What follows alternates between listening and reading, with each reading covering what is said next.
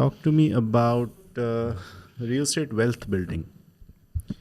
Wealth building is in real estate. The reason I'm asking that is because first time buyers, a lot of them come into this market, they come with the idea of, oh, buy the first property they buy has to be the dream property, which I believe shouldn't be the case. Real estate should be about wealth building, and it should be about just enter the market, buy something, hold it 2 years, do something with it, add value to it, sell it. You're 100% right, Asad. Does this apply to Dubai at the moment? Are you, as a real estate broker, in a position to advise people of thinking long term that way, or is it still early days for Dubai? Dubai, you see this.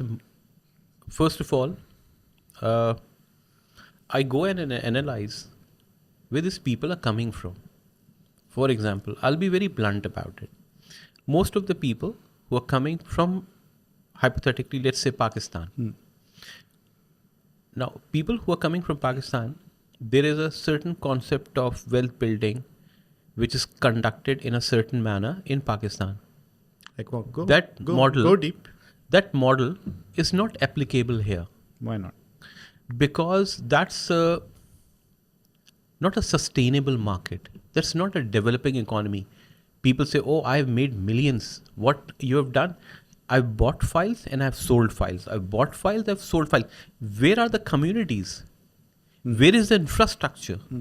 Where is the power infrastructure? Where is the road infrastructure? Where is the schooling infrastructure? So how is that? So you're saying that? So they have a mindset. I'll buy something, I'll flip it in 6 months, I'll flip it in 3 months, and I'll make more money, and I'll buy more files, and I'll go unless I reach to a point where I have 10 files and nobody is buying those files, and at that point in time I lose, and it's a snakes and ladder game, and then you come back to ground one, and then you start your journey. Dubai, like now in 2023, like more mature markets, is a sustainable game. You see, what's the rental income that you're looking for? 12%, 14%, sorry, not going to happen, because that's, like, you see, there's a swoosh in Nike. If the exponential curve is too steep, it's not a sustainable curve. It has to be slow and gradual. You've seen markets mature in London, New York, Hong Kong. What's the rental yield there? 2%, 3%, 4%? Vancouver. Now, here, the rental yield is, honestly speaking, if you're getting around 7% net to owner, I'm not talking about gross. Yeah. Because everybody propagates gross, and they forget about that Service you have to charges. pay. Not only as a service charges. Service charges are one aspect of it. What is the age of that building or that property that you're buying? If it's an aging property, that means the maintenance issues are going to come. Give me an example. JBR? I would say JBR. I would say some properties in Marina. I would say some properties in JLT. The older communities towards Greens. Now, those are the areas where now, slow and gradual, the maintenance charges are on the rise. Depends on the developer as well. Maintenance issues are on the rise, or the charges are on the rise? Is MR increasing charges? No. Your maintenance charges that you have to incur as a landlord, not the service charges. Got it. Yeah. The service charges I get are standard. But the maintenance charges, because you now need to spend more money in order to maintain, because you're not doing, how should I put it? You're not doing the normal maintenance work. You're doing the rectification. Right. Things that come up. You are doing the defect rectifications. So it's not the normal maintenance, preventive maintenance, it's the corrective maintenance. There's a difference between the two. Preventive maintenance is 1/10 of the cost. Corrective maintenance has high volume and high cost. Engineer speaking. Yeah, that's an engineer speaking. So because of that, you have to advise your clients, if you're going to buy this property, what is the time that you see you want to exit? If you want to exit in 2 to 3 years, then what kind of rental yield and capital gain, as per my experience, you can expect from there? So if your client's expectations are set correctly from day one, then you as a real estate agent are in a better position.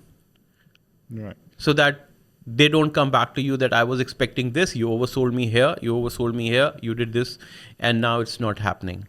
In your experience, do you think most people know when they want to exit?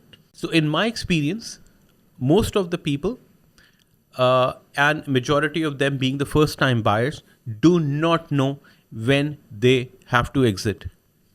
Or want As to? they want to exit, but they don't know this. They are banking on you to tell them, Asim, you tell me, when do I need to exit? When is the right time? So you have to be very, very diligent in making the whole scenario clear to them.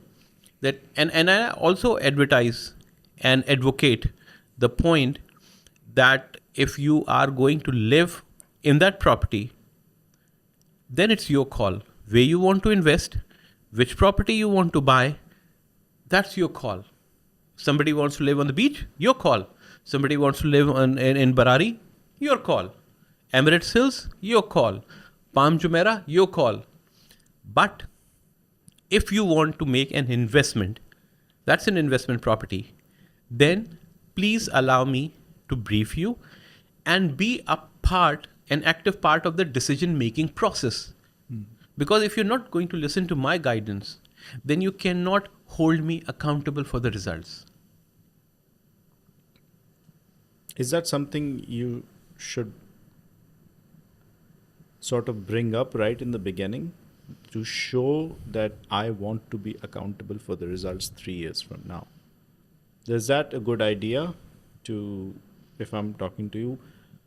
I think the expectations should be set right.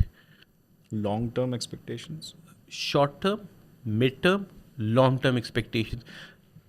You see, people invest in people.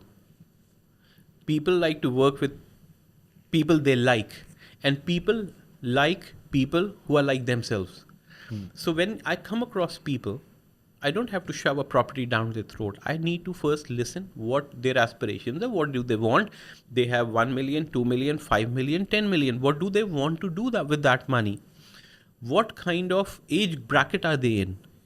Do they have a steady stream of income coming in right now, or are they banking on the rental yield from these properties? So a person who has a set amount of very nice cozy job, he has surplus income, he wants to invest, is preferably looking for a larger part in capital gain and a smaller part in the rental yields. A person who is nearing the retirement age or is either retired, now that person would be looking towards a substantial amount of that income to run the kitchen expense and the normal day-to-day expense. So their majority focus would be on rental yield and not on capital gain. Capital gain for them is a byproduct. But having steady, sustainable rental yield is the primary concern.